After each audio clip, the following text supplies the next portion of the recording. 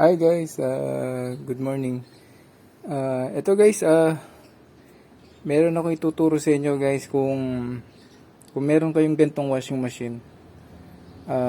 Nangyari kasi ito, nagka-error yung washing machine natin. So ngayon nung ginamit, nabasa siya ng ulan.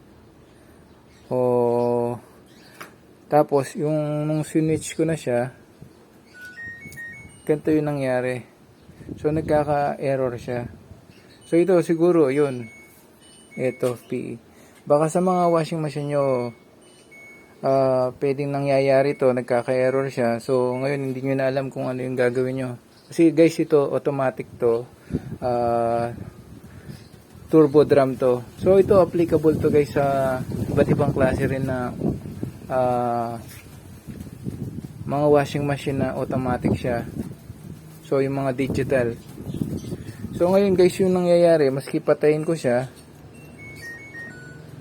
So ayan pa rin guys. Ayun. So hindi na natin siya magamit. So ngayon nangonsumisyon kami ng ng asawa ko kung paano gagawin to. Kasi guys, ngayong araw ay sobrang dami ng labahin natin. Kaya eto guys, isang kaalaman to para baka kayo magawa nyo siya. So ito yung nangyari, ganito, natandaan ko kasi yung ginawa nung technician nung pinagawa namin to nung una. Meron siyang pinalitan dito sa likod. So papatayin muna natin siya. Okay, tapos tatanggalin ko yung saksak. Tapos to guys, dito lang pala. So tatanggalin nyo yung tornilyong dalawa na to. Ito.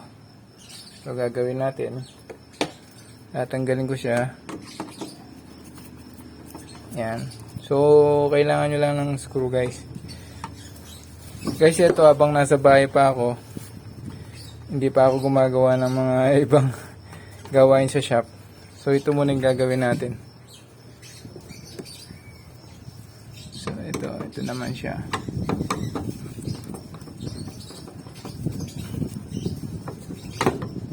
Okay.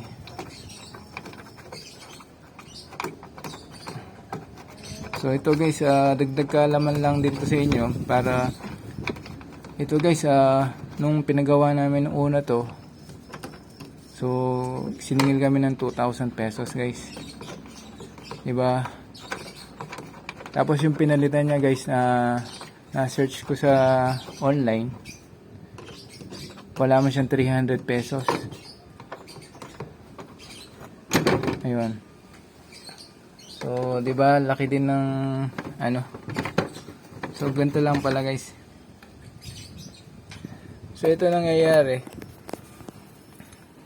Dito yung pinalitan niya, guys. Ito yung sensor. Ito yung water level sensor niya, guys. Ito yung pinalitan niya. So, ito madali lang tanggalin to. Parang sa tingin nyo mahirap lang. Pero ito madali lang. So gagawin nyo, bubunutin nyo lang to. So naka-clip lang naman to. Clip lang siya. Tapos meron siyang parang hose dito. So clip lang din to. So pag inano nyo siya, ganito lang siya. So unclip natin to. Dali guys ha. Kuha tayo ng angle.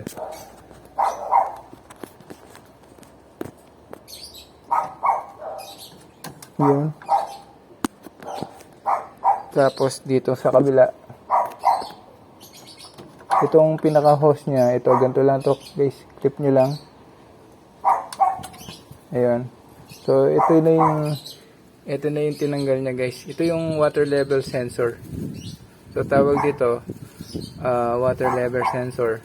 So mabibili nyo siya sa Lazada o kaya sa Shopee. So ito nagwo-worth lang to ng mga 300 pesos guys. So kung more or less, di naman siya tataas ng konti ron. So ngayon guys, meron akong binili na ni-reserve ako na. Kasi alam ko baka dumating yung araw, magka-emergency.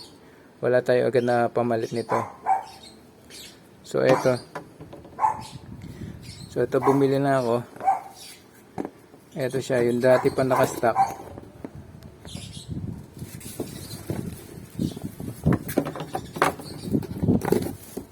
Ito siya.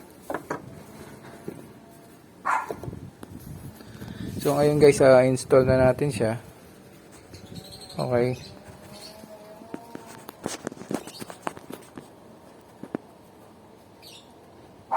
Ito, so gagawin nyo lang, ito rin. Paano nyo tinanggal, ganyan rin kakabit. So yun. Tapos meron siyang pinakalock. Up. Nahulog. Wala tayo kasi ano dito holder guys. At least makikita nyo kung paano natin to kinakabit.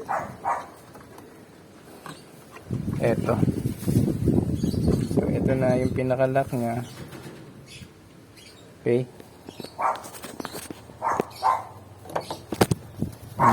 Ayan. Sandali guys, i-ano na natin to.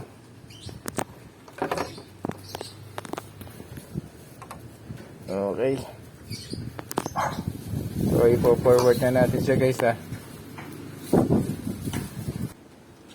Ito guys, na-clip na natin siya. So parang ano lang to, lock lang to ng hose niya. Okay. Tapos ito na yung second na lalagay natin. Forward ko na rin.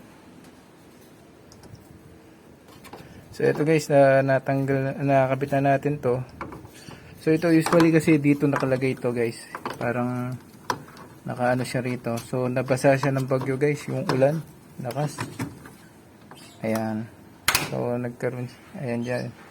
Nakalock siya dyan guys. Tapos gagawin na natin, i-close na natin siya. So ganito lang naman pag close nito. Hindi naman mahirap i-kabit to. Yan, ganyan.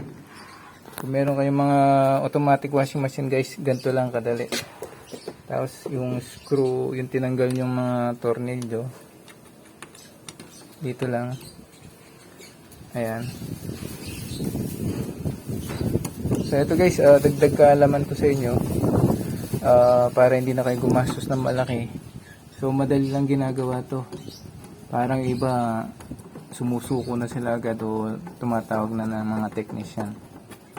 Ayun. So ayan, tapos gagawin natin, sasaksak ko na siya. Saksak ko na to. Ayun. So nasaksak ko na siya. So ngayon power on natin siya. Tingnan natin kung magkakaroon pa siya ng error.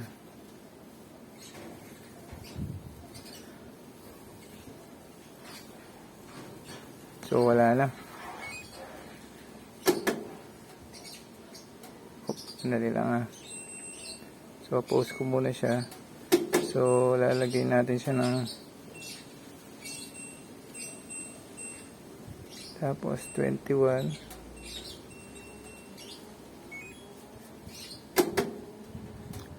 Ayun.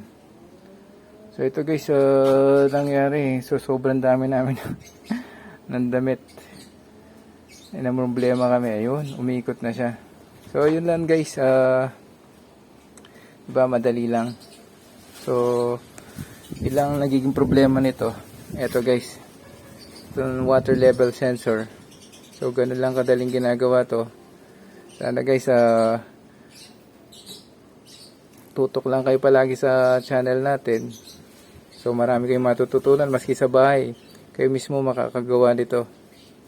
So eto guys, susunod ulit. So nakikita na natin. So gawin ko, i-off ko. As patayin ko ulit, baka magkaroon lang ng problem o iba yung problem niya.